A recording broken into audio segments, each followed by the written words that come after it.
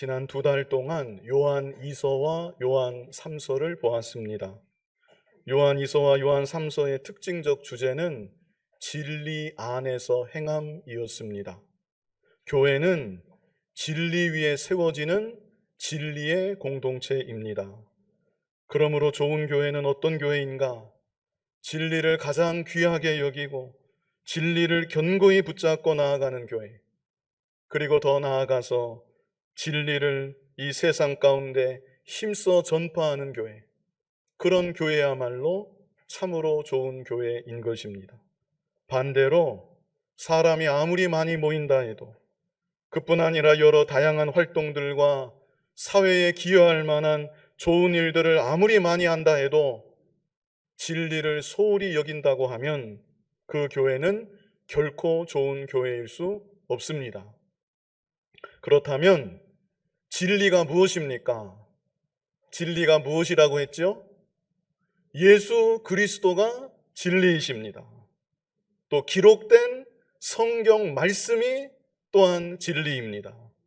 그러므로 교회는 진리이신 예수 그리스도를 가장 귀하게 여겨야 되고 예수 그리스도만을 견고히 붙잡고 나아가야 되는 것입니다. 예수 그리스도를 높이고 예수 그리스도를 나타내고 예수 그리스도를 힘써 증거하는 공동체, 그것이 바로 참된 교회의 모습입니다. 또 교회는 기록된 성경 말씀을 견고히 붙잡아야 됩니다. 이 세상의 불신 풍조, 온갖 다양한 세상 문화에 휩쓸리지 말고 기록된 말씀만을 유일한 표준으로 삼아서 말씀대로 순종하고 말씀을 파수하고 말씀을 힘써 전파하는 공동체, 그것이 또한 교회의 교회다운 모습인 것입니다.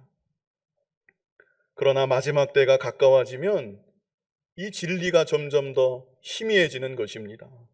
하나님께서 이 땅에 세우신 진리의 공동체 교회마저도 진리를 견고히 붙잡지 못하고 세상을 따라가고 세상의 온갖 다양한 문화와 풍조에 휩쓸려서 진리가 흐려지고 왜곡이 되고 변질이 되는 일들이 점점 더 많이 있게 되는 것입니다.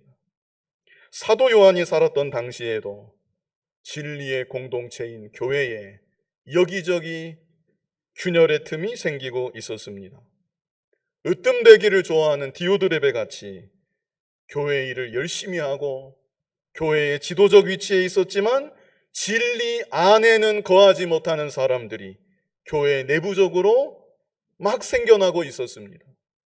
그리고 외부적으로는 수많은 이단과 비진리가 교회를 거세게 공격해 들어오고 있었습니다. 이에 사도 요한이 요한 2서와 요한 3서를 통해서 진리 안에서 행해야 한다, 너무나 기본적이고 너무나 본질적인 중요한 주제로 당시 교회들에게, 그리고 이후로 세워질 모든 교회들에게, 무엇보다 예수님의 재림의 때가 더 가까워진 오늘날 우리들에게 성령의 감동 가운데 권면하여 주었던 것입니다.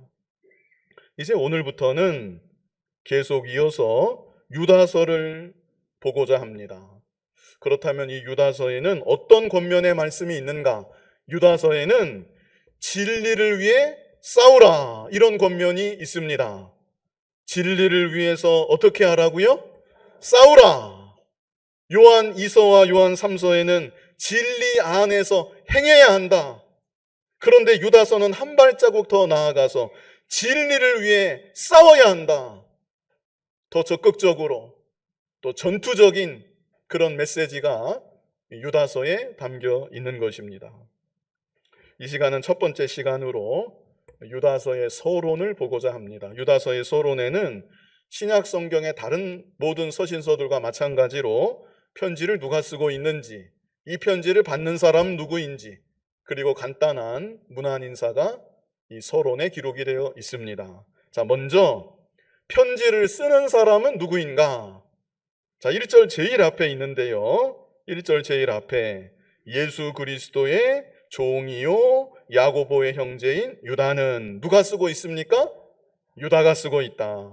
이 성경에 유다라는 이름이 여러 번 나옵니다. 여러 사람이 유다라는 이름을 가지고 있습니다. 가장 먼저는 어떤 유다가 떠오릅니까? 네, 가룟 유다, 은삼십에 예수님을 팔았던 가룟 유다가 떠오르고요. 그리고 사도행전 9장 11절을 보면 다메섹의 유다라는 사람도 있었다고 나오고, 사도행전 15장 22절에는 바사바라고 하는 유다가 또 나오기도 합니다. 또 예수님 제자들 중에서도 다데오라고 불리는 또 다른 유다가 있었습니다. 그런데 이들은 모두 유다서의 유다는 아닙니다. 유다서의 유다는 여기 분명히 기록했는데 야고보의 형제인 유다입니다. 야고보의 형제 유다. 그렇다면 야고보는 또 누구인가? 이 야고보는 야고보서를 기록한 사람입니다. 야고보는 야고보서를 기록했고요. 또 예루살렘 교회의 지도자였습니다. 야고보서를 기록했고 예루살렘 교회의 지도자였고, 또 이 야고보는 육신적으로 예수님의 형제였습니다. 마태복음 13장 55절 우리 같이 한번 읽어보겠습니다. 이는 그 목수의 아들이 아니냐? 그 어머니는 마리아, 그 형제들은 야고보, 요셉, 시몬, 유다라 하지 않느냐? 자, 이 구절은 예수님의 고향 사람들이 예수님을 보고서 말하였던 그런 내용입니다. 예수님을 보면서 이는 그 목수의 아들이 아니냐? 우리 잘 아는 저 목수 요셉의 아들이 아니냐? 예수님 보고 이랬다는 것이죠. 그 어머니는 마리아. 그리고 나서 하는 말이 그 형제들은, 마리아가 동정녀의 몸에서 예수님을 잉태했고 그 이후로 요셉과의 관계에서 말하자면 육신적으로는 예수님의 동생인 형제들을 이렇게 낳았던 것입니다. 그 형제들은 처음에 누가 나옵니까? 야고보가 나오고 요셉, 시몬, 끝에 누가 있습니까? 유다라 하지 않느냐? 자, 그러므로 유다는 야고보의 형제일 뿐 아니라 또 누구의 형제이기도 합니까? 예수님의 형제이기도 한 것입니다. 그렇다면 유다가 자신을 소개할 때 자랑스럽기도 하고 또 드러내고도 싶은 마음에 또 그것이 실제 사실이기도 하니까 예수 그리스도의 형제요, 야고보의 형제인 유다는 그렇게 말할 수 있는 것입니다. 아마 보통 사람 같았으면 충분히 그렇게 하고도 남았을 것입니다. 그런데 유다는 어떻게 자기를 소개하고 있습니까? 첫 마디가 예수 그리스도의 종이요. 예수 그리스도의 형제가 아니라 예수 그리스도의 종이요. 나는 예수 그리스도의 종입니다. 예수 그리스도는 나의 주님이십니다. 이렇게 자신과 예수님의 관계를 명확하게 선을 그으며 규정짓고 있다는 것입니다. 여기서 종이라는 말은 더 정확하게 노예라는 뜻입니다. 노예. 노예라는 말을 들으면 거부감이 좀 느껴질 수 있습니다. 이 당시는 더더욱 그랬습니다. 이 당시는 노예가 실제로 존재하는 시대였고, 시장만 나가면 값이 매겨져서 노예가 실제로 팔리는 그런 시대였고, 주인들이 노예들을 핍박하고 박해하는 일들이 빈번히 일어나는 시대였습니다. 그런데 야고보는 저는 예수 그리스도의 노예입니다. 그분이 가라 하시면 저는 가는 것이고, 그분이 서라 하시면 저는 서는 것이고, 저는 예수 그리스도께 복종하는, 예수 그리스도만을 위하는, 예수 그리스도만을 섬기는 예수 그리스도의 노예입니다. 이렇게 야고보는 자신을 소개하고 있는 것이고 자신의 신앙을 또한 고백하고 있는 것입니다. 이런 유다의 고백은 유다서의 본론의 내용과도 깊은 관련이 있습니다. 이제 본론에 들어가면 수많은 이단과 거짓 선생들에 대한 말씀이 있습니다. 그들은 다양하고 그들의 잘못된 면도 다양하지만 그들이 가지고 있는 공통점은 무엇인가? 그것은 한마디로 예수 그리스도의 주인 되심을 부정한다는 것입니다. 예수 그리스도를 아예 믿지 않든지 아니면 믿는다고 해도 예수 그리스도가 주인 된 삶이 아니라 자기가 주인 된 삶, 자기 마음대로 살고 자기 욕심대로 사는 것이 이단과 거짓 선생들의 모습이었던 것입니다. 그러나 유다는 편지의 처음부터 예수 그리스도의 종이요, 나는 예수 그리스도의 노예입니다, 이렇게 자신을 고백함으로 참되고 바른 신앙은 어떤 모습인지 우리들에게까지 보여주고 있는 것입니다. 오늘날 우리들도 예수님은 나의 주인이시고 나는 예수님의 종이라는 사실을 항상 잊지 말아야 되는 것입니다. 신앙생활을 오래 한다고, 교회에서 충성하고 봉사하고 헌신한다고, 심지어 생명까지 다 바친다고 종이 상전이 될 수는 없는 것입니다. 우리는 사나 죽으나 변함없이 예수님의 종이요, 예수님의 노예라는 것. 그러므로 나의 주관이 아니라 예수님의 뜻만을 살펴서 예수님의 뜻만을 받들어 나아가야 되는 것이고, 나를 위하고 나를 나타내는 것이 아니라 예수님만을 위하고 예수님만을 나타내는 우리들이 되어야 하는 것입니다. 물론 성경을 보면 예수님께서 우리들을 향해서 나의 친구다, 이렇게 말씀하신 구절도 있습니다. 그러나 바로 아셔야 될 것이, 그것은 어디까지나 진리의 한 측면을 교훈하시기 위해서 그런 말씀을 주신 것입니다.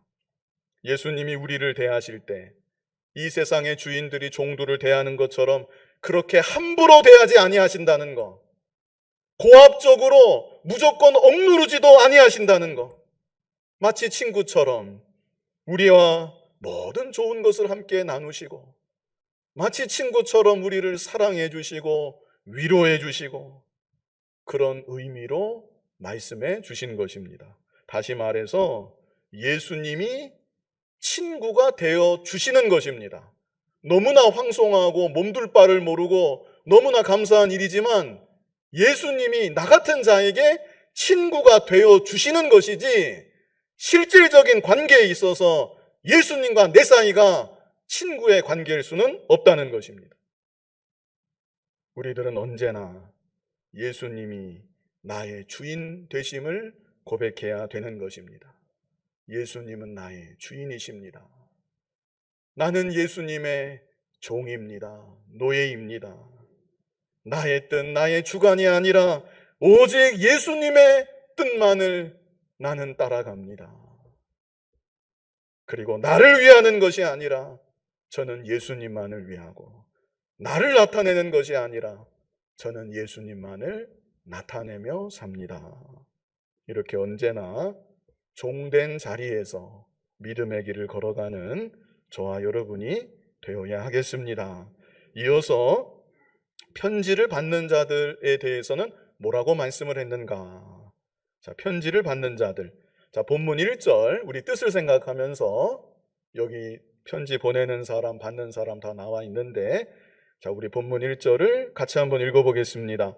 예수 그리스도의 종이요 야고보의 형제인 유다는 부르심을 받은 자, 곧 하나님 아버지 안에서 사랑을 얻고 예수 그리스도를 위하여 지키심을 받은 자들에게 편지하노라. 아멘. 세 가지가 있습니다. 편지를 받는 자들이 어떤 자들인지 여기 세 가지 너무나 귀하고 감사한 말씀이 있습니다. 먼저는 어떤 자라고 했습니까? 부르심을 받은 자. 부르심을 받은 자이다. 그 다음에는 곧 하나님 아버지 안에서 사랑을 얻고 그랬는데, 두 번째는 사랑을 얻은 자. 마지막은 또 어떤 자입니까? 지키심을 받은 자. 이게 하나하나가 얼마나 귀하고 감사한 말씀인지 모릅니다. 그래서 오늘날 우리들은 어떤 자들인가? 성도는 어떤 자들인가? 먼저는 어떤 자예요? 부르심을 받은 자. 부르심을 받은 자이다. 자, 하나님의 부르심에는 크게 두 가지가 있습니다. 외적인 부르심이 있고 내적인 부르심이 있습니다. 외적인 부르심과 내적인 부르심이 있다. 외적인 부르심은 무엇인가? 이 외적인 부르심은 복음을 듣게 하는 부르심을 말하는 것입니다. 복음을 듣게 하는 부르심. 쉽게 말하면 예수님 믿으세요. 예수님을 믿어야 구원을 받습니다. 그것이 바로 외적인 부르심입니다. 그렇다면 내적인 부르심은 무엇인가? 내적인 부르심은 복음을 듣게만 하는 것이 아니라 복음을 듣고 믿도록 만드는 부르심이 내적인 부르심입니다. 자, 그래서 예수님을 믿으세요. 예수님을 믿어야만 구원을 받습니다. 이렇게 듣기만 하고 믿지는 않았다고 하면 그 사람은 무슨 부르심만 받은 겁니까? 외적인 부르심만 받은 것입니다.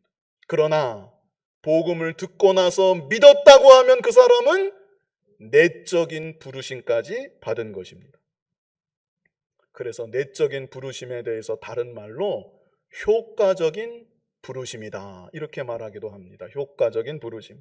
자, 그렇다면 오늘 본문에서 부르심을 받은 자라고 했는데, 여기서 부르심을 받았다는 것은 외적인 부르심만을 의미하는 거겠습니까? 아니면 내적인 부르심까지 의미하는 거겠습니까?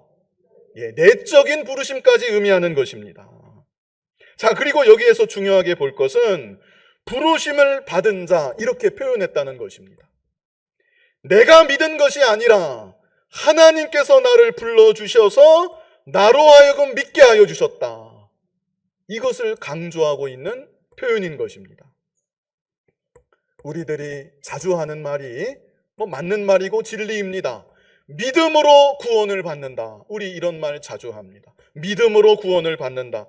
그런데 여기서 또한 분명히 기억해야 될 것은 나의 믿음조차도 나에게서 오는 것이 아니라 하나님께로부터 온다는 것. 우리가 이 사실을 정확하게 알아야 합니다. 에베소서 2장 8절에 뭐라고 했습니까? 우리 같이 한번 읽어보겠습니다. 너희는 그 은혜에 의하여 믿음으로 말미암아 구원을 받았으니 이것은 너희에게서 난 것이 아니요 하나님의 선물이라. 아멘. 우리가 무엇으로 구원을 받았습니까? 먼저는 그 은혜에 의하여 그랬죠? 은혜에 의하여, 하나님의 은혜에 의하여. 그리고 무엇으로 말미암아 구원을 받았습니까? 믿음으로 말미암아 구원을 받았다. 그런데 그 믿음도 너희에게서 난 것이 아니요, 그 다음에 뭐라고 말씀합니까? 하나님의 선물이라. 믿음은 하나님의 선물이라. 하나님이 주신 것이다. 이렇게 분명히 말씀하고 있습니다. 그리고 이어지는 9절에는 뭐라고 했습니까? 같이 읽어보겠습니다. 행위에서 난 것이 아니니 이는 누구든지 자랑하지 못하게 함이라. 그러므로 우리들은 아무것도 자랑할 것이 없는데 나의 믿음에 대해서도 자랑할 것이 없다는 것입니다. 하나님, 저에게 믿음을 주시니 감사합니다. 연약한 저의 믿음 강건케 하여 주시니 감사합니다. 의심 많은 저에게 확신을 주시니 하나님 감사합니다.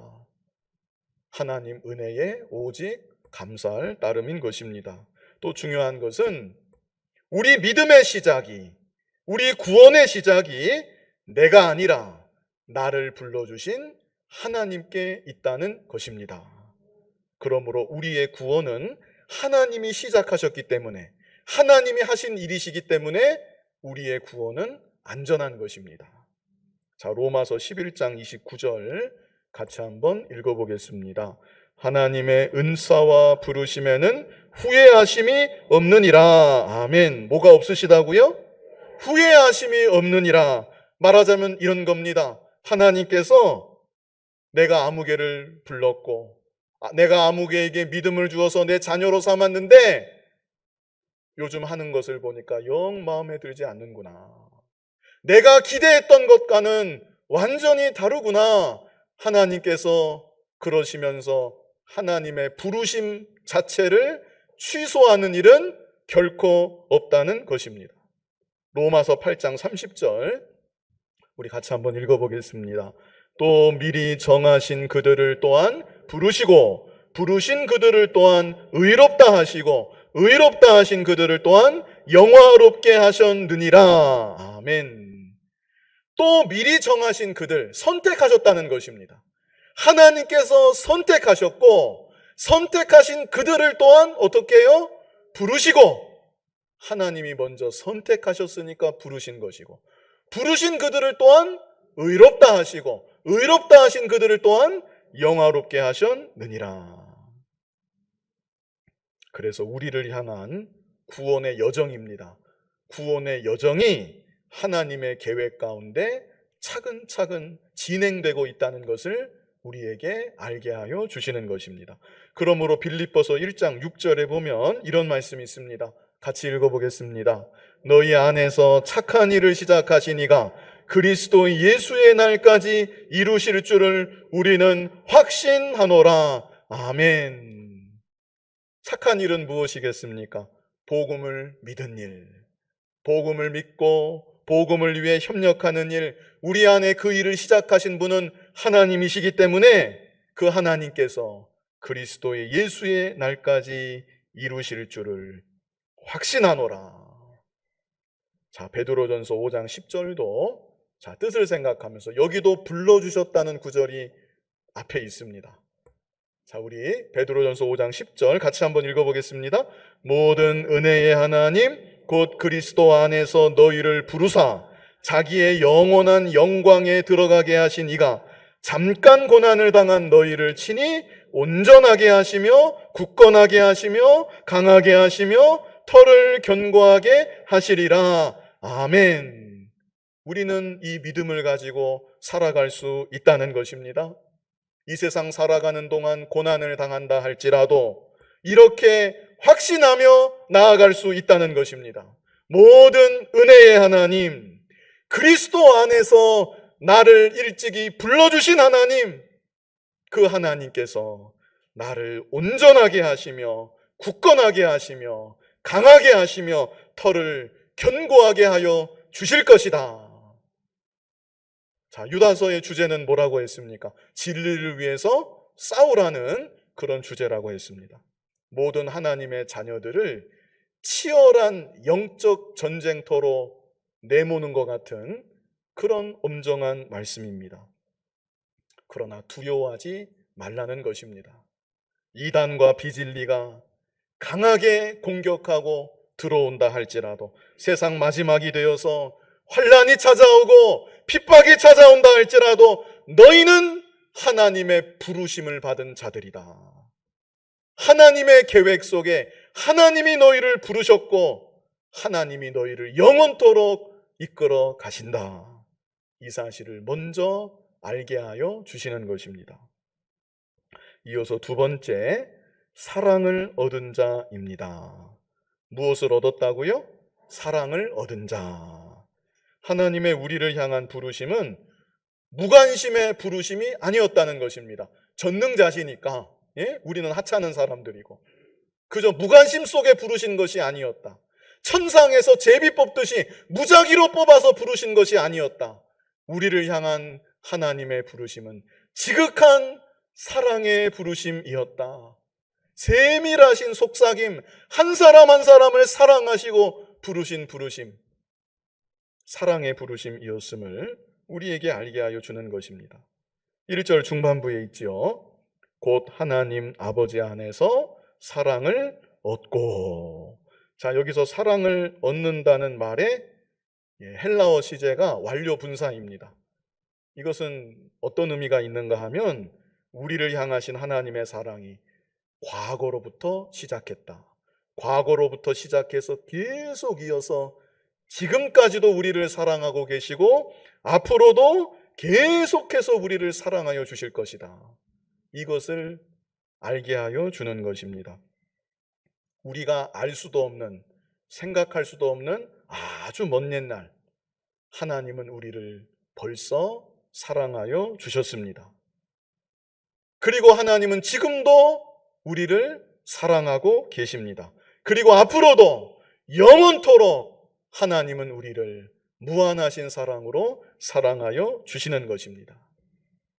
얼마나 놀라운 사랑인지 모릅니다. 그래서 요한일서 3장 1절을 보면 보라, 이렇게 말했습니다. 보라, 아버지께서 어떠한 사랑을, 요한일서 3장 1절이요. 보라, 아버지께서 어떠한 사랑을 우리에게 베푸사 하나님의 자녀라 일컬음을 받게 하셨는가. 보라 하는 것은 감탄사입니다. 너무나도 놀라운 사랑이기 때문에 보라, 아버지께서 어떠한 사랑을 우리에게 베풀어 주셨는가.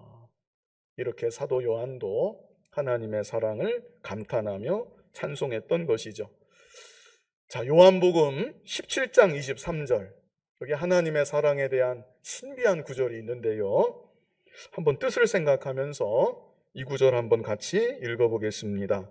곧 내가 그들 안에 있고 아버지께서 내 안에 계시어 그들로 온전함을 이루어 하나가 되게 하려 함은 아버지께서 나를 보내신 것과 또 나를 사랑하심 같이 그들도 사랑하신 것을 세상으로 알게 하려 함이로소이다. 아멘. 자, 여기에 제가 나누고 싶은 참 놀라운 구절이 있습니다. 후반절인데요, 후반절을 한번 다시 보십시오. 아버지께서 성부 하나님을 말하는 거죠. 아버지께서 나를 보내신 것과, 나는 예수 그리스도 성자 하나님입니다. 아버지께서 나를 보내신 것과, 그 다음에 뭐라고 했습니까? 또 나를 사랑하심 같이. 누가 누구를 사랑하심 같이입니까? 성부 하나님이 성자 예수님을 사랑하심 같이, 그 다음에 뭐라 그랬어요? 그들도 사랑하신 것을. 얼마나 이게 놀라운 구절입니까? 하나님 아버지의, 우리는 다 이해할 수는 없지만 이 말씀을 보았더니 하나님 아버지의 우리를 향하신 사랑은 어떠한 사랑인가? 성부께서 성자를 사랑하신 그 사랑이다. 얼마나 놀라운 말씀입니까? 성삼위 하나님은 끊어지지 않는 하나입니다. 성부, 성자, 성령이 서로 긴밀하게 교통하고 교제하는 신비한 사랑의 관계 속에 삼위일체를 이루고 계신데, 바로 그 사랑으로 우리를 사랑하신다 말씀하신 것입니다. 26절에도 또 있습니다. 자, 우리 뜻을 생각하면서 같이 한번 읽어보겠습니다. 내가 아버지의 이름을 그들에게 알게 하였고 또 알게 하리니 이는 나를 사랑하신 사랑이 그들 안에 있고 나도 그들 안에 있게 하려 함이니이다. 아멘. 나를 사랑하신 하나님 아버지의 사랑이 누구 안에 있대요? 그들 안에 있다. 오늘날 우리들 안에 있다. 얼마나 신비하고 놀라운 사랑인지 모르는 것입니다. 그러므로 이 놀라운 사랑 안에 우리의 영혼은 안전하다는 것입니다. 그러므로 사도 바울도 이 세상의 그 어떤 것도 우리를 하나님 아버지의 사랑에서 끊을 수가 없다고 고백한 바 있었죠. 우리 로마서 8장 38절로 39절 잘 아시는 구절인데 같이 읽어보겠습니다.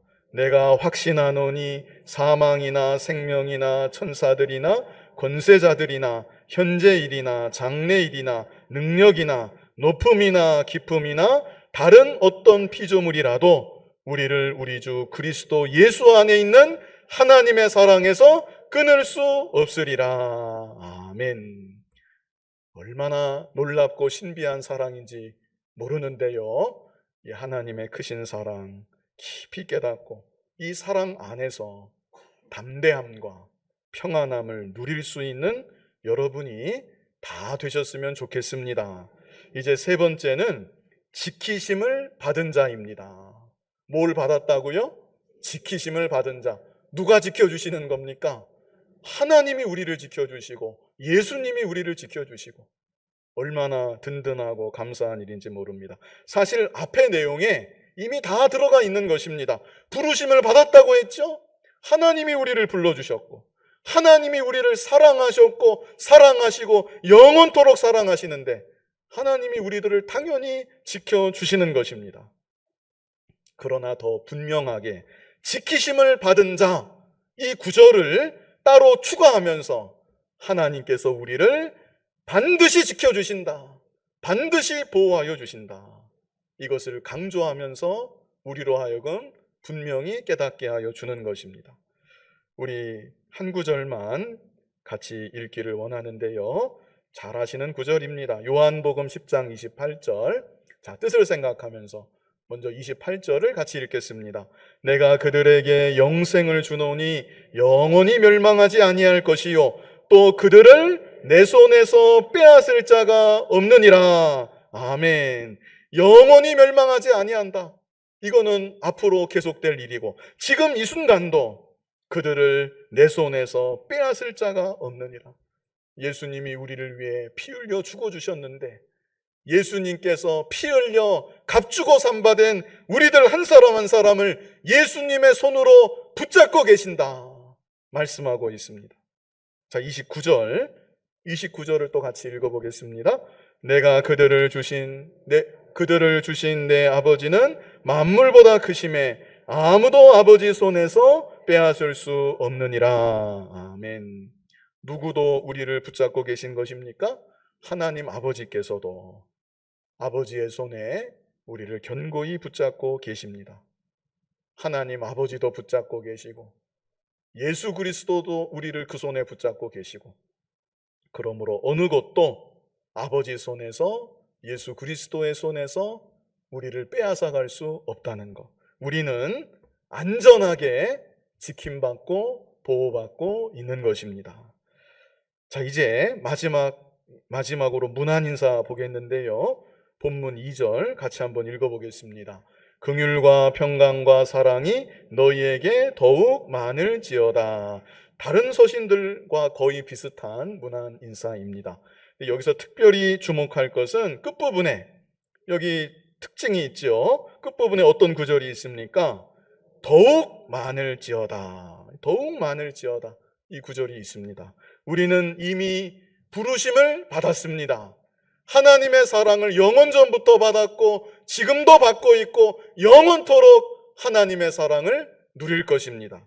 그리고 그뿐 아니라 지키심을 받은 자들입니다. 그런 자들로 하나님의 긍휼과 하나님의 평강과 하나님의 사랑을 우리는 이미 누리고 있는 것입니다. 그러나 더욱 많을지어다. 이것은 간절한 기도이고 또한 축복이기도 한 것입니다. 오늘날 우리들도 하나님의 긍휼을 더욱 구하면서 살아야 됩니다. 긍휼이 무엇입니까? 불쌍히 여기심, 불쌍히 여겨주시는 것이 긍휼입니다. 그래서 우리들이 어떻게 기도합니까? 하나님 저를 불쌍히 여겨 주시옵소서.